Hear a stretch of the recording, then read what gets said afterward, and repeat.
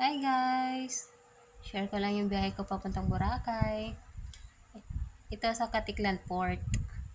Ayan. Bili kayo ng bangka. 50 pesos yung ticket.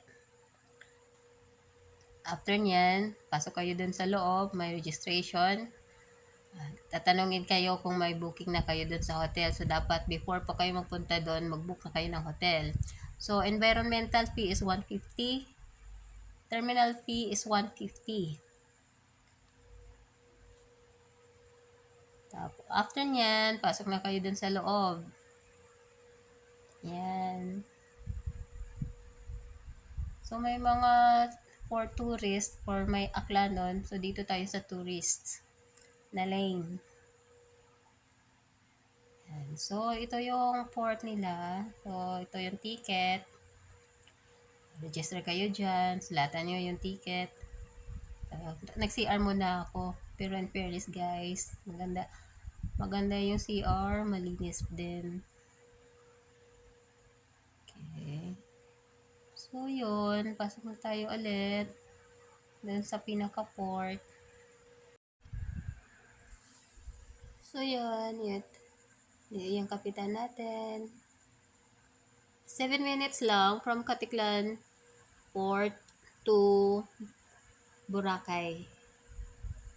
Yan.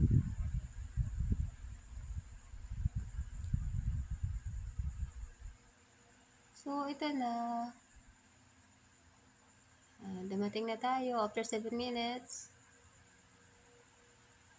Ayan. So, ito na yung Boracay. First time ko dito.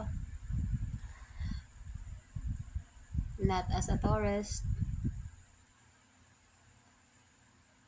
So, ito yung daanan. Palabas. Ito yung daanan ko yung may mga cruise ship dyan sasakay.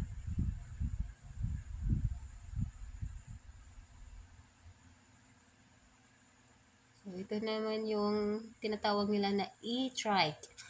Yung minimum pamasahe is 15 lang. Kung malayo naman is 25. So, ito yung Boracay Sunset, guys. Yan.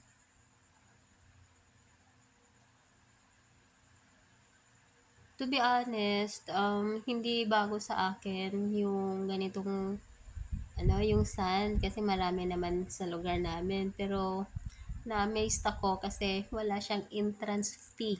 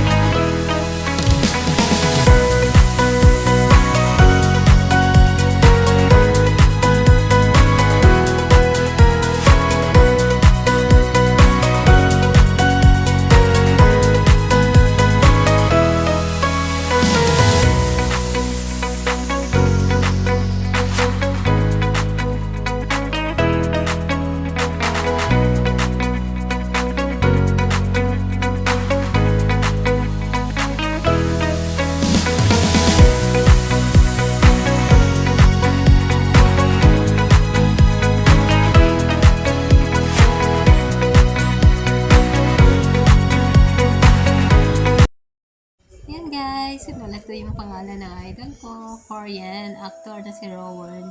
Siya yung bida sa Destined With You at saka sa The King's Affection.